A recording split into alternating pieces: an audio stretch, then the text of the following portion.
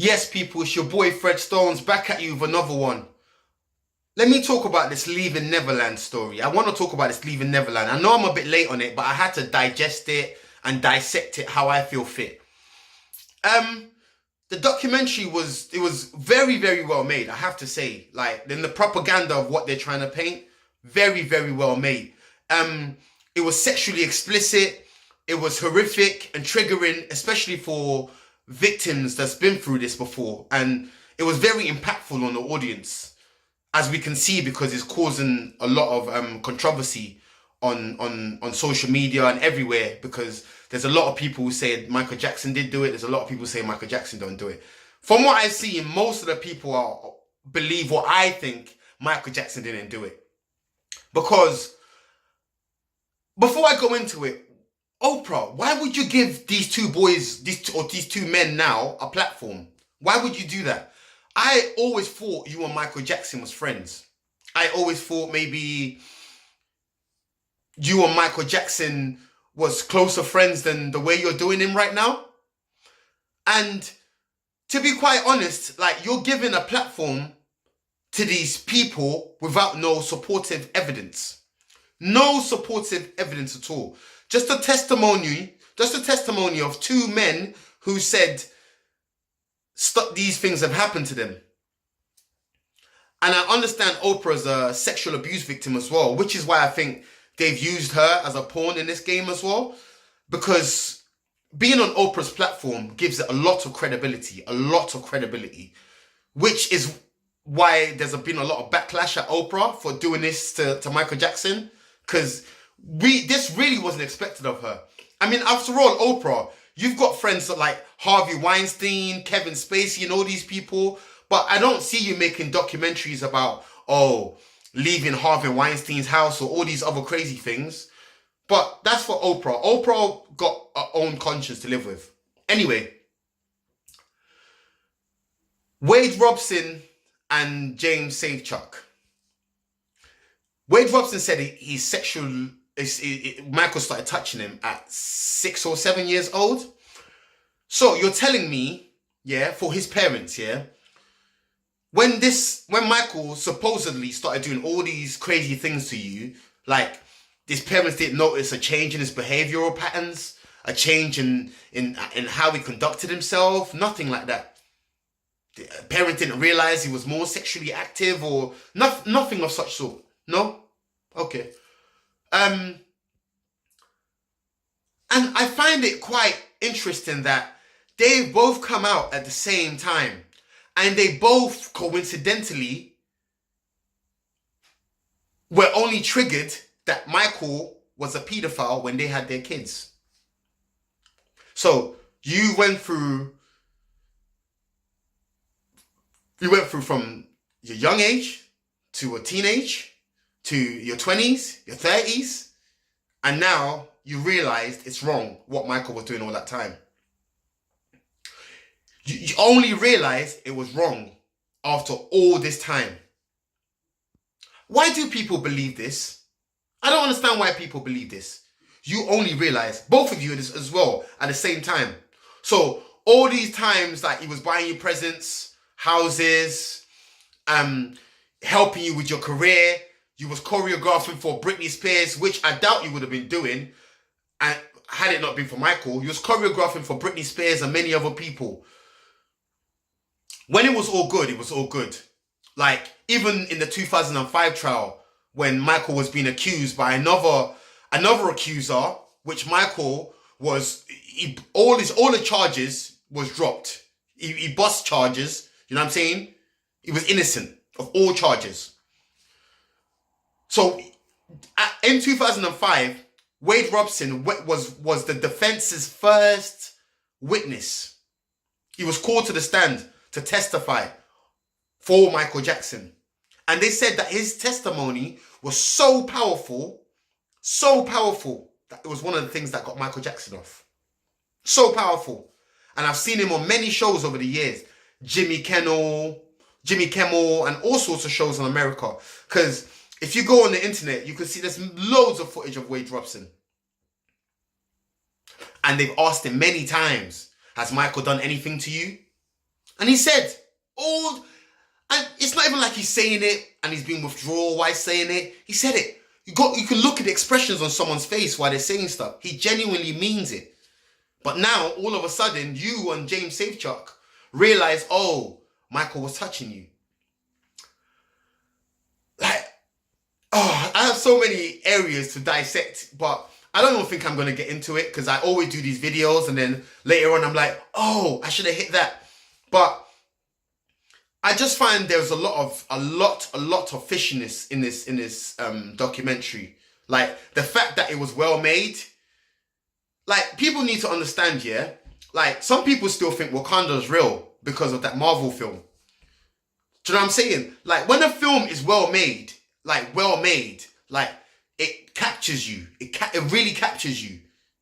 And this Michael Jackson film documentary was meant to capture you, and you were captured.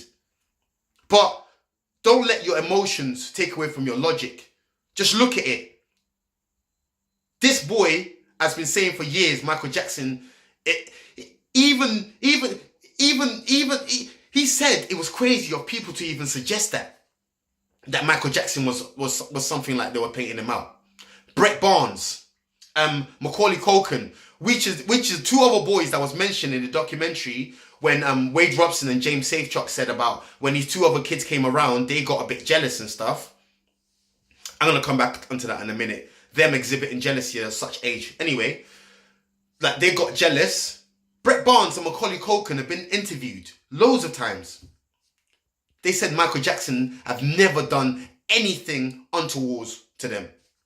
Anything untoward to them. FBI and the CIA had Michael Jackson under investigation for over a decade. Over a decade. They followed him on tours. They bugged his house. Didn't find anything. So what? You're telling me, excuse the pun, he's a smooth criminal. He's a smooth criminal, yeah? Nah.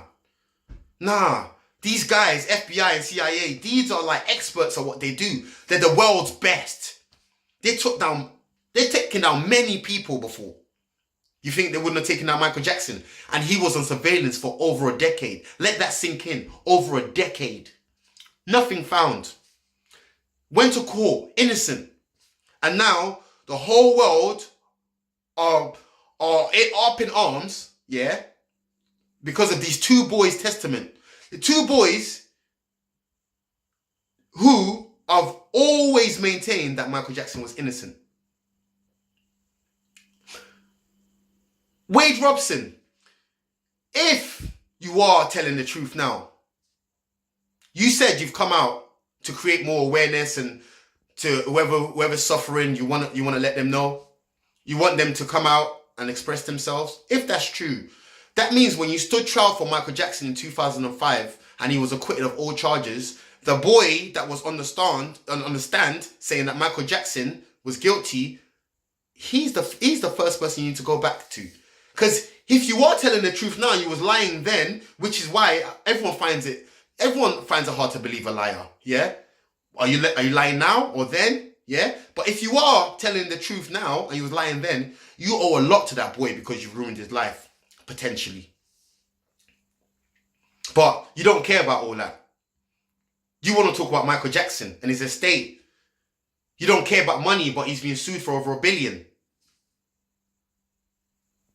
Is it a coincidence, yeah, that you've always wanted to be a director? Yes, you was choreographing for people, but Michael Jackson apparently told him that he could envision him as like better than Steven Spielberg. He got offered chances to become directors, but he couldn't handle the pressure. This guy was a failure. The only reason he was hanging in there was because of Michael Jackson. Michael Jackson bought him houses, took care of their families and all sorts.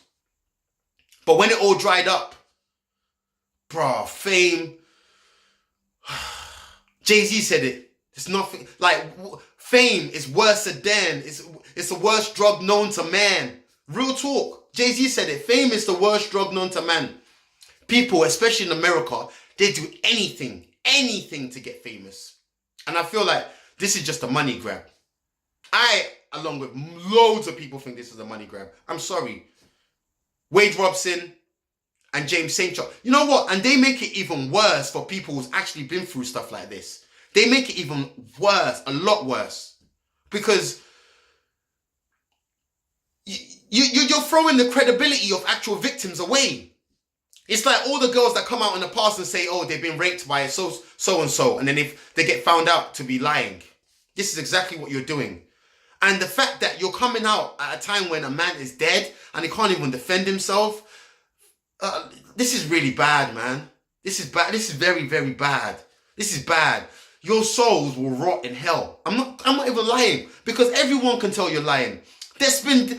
You've had many depositions before. There's been loads of depositions before. And every time, this Wade Robson guy, stories change every single time. Why do stories change all the time? Why? Is it a coincidence that Wade Robson and James Safechuck are both broke and they need money? Is it a coincidence that now they're trying to sue Michael Jackson? Is it a coincidence that Wade Robson wanted to go around the world performing to do a Michael Jackson act as a tribute and asked the Michael Jackson estate to be part of that, and they declined him and named someone else as the Michael Jackson tribute act? Could he be pissed at that? There's many elements to this, but I personally, my opinion, don't think Michael Jackson is guilty. But for all of you lot who want to think he's guilty, he's just a victim of the nice person that he was. In my opinion, he loved kids. He loved the world. You know, he wanted the world to make the world a better place. But unfortunately, for a man who's a sheltered man, yeah, the world's not like that. He was taking in these people and they were trying to rip him apart. On the Martin Bashir interview, yeah, do you think any man that's sleeping with kids asked in the interview would say it the way he said it? And he even said he won't stop sleeping with them just because the world wants to think with a warped mind and think there's anything sexual going on. He said he's not going to change who he is for other people. That's a man who truly believed in what he was doing. There's many quotes by Michael Jackson. Many quotes where he told you, do not believe these people. They're trying to ruin him. Ever since he bought the Beatles catalogue, I feel like he's been marked. And I feel like he was killed as well. I'm sorry, you might call me a conspiracy theorist, but I feel like Michael Jackson was killed. Ever since he bought the Beatles catalogue, he was gone, out of here. His death was mysterious. And then the doctor who supposedly killed him as well got some light prison sentence. Like, all of this smells fishy to me. All of it. There's so many parts in the documentary that I could just literally, if I was to do this video and dissect it like bit by bit how I wanted to, I'll be here for like 2 hours. 2 hours. There was one part in the film, in the documentary, where James Safechuck's talking about Michael Jackson proposed to him, or they'd done a mock wedding. And then he started showing these rings because he liked jewelry. Michael Jackson used to buy him rings as like just buying him off and all that stuff. And he started showing the rings on camera. And the whole time he was showing the rings, his hands were steady, perfectly steady. And then he started doing the little shaking thing, talking about, oh, I can't even hold it no more and stuff. They're actors. They're not even good actors. Not even good actors. You know what I'm saying? Like, this guy, Michael Jackson, he has a family. He's got kids. And you're out here just about your own self-interest, trying to destroy him. Take him down by any means necessary. Wade Robson, you're a media whore. You're fame hungry. That's all you want. You couldn't have done this when Michael Jackson was alive. You couldn't.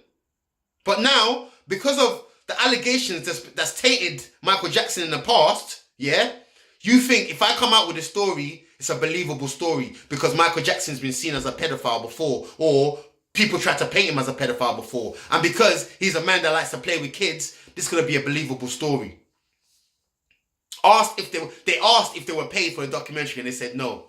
But yet you're going around doing tours and stuff out of your own pocket, yeah? Okay. But people, I'm not going to make this video any longer. If you haven't seen the documentary, see it. But again, like I said, it was well made. It's there to invoke like crazy emotions in you, innit? To arouse you in a mad, not in a sexual way, like in a mad way, your emotions. And it did that for a lot of people. I was watching it thinking, do you know what? All that video proves, yeah, is that those two guys knew Michael Jackson. Nothing else. Nothing else. It doesn't prove anything else. Not 1 ounce of evidence. Nothing. Just their word, and the dead man's dead. The dead man can't talk, innit? So what? They're just going around telling their word. People, let me know what you think. Do you think there's something fishy going on? Because I really do. Like, comment, subscribe, share. It's your boy Fred Stones. I'm out.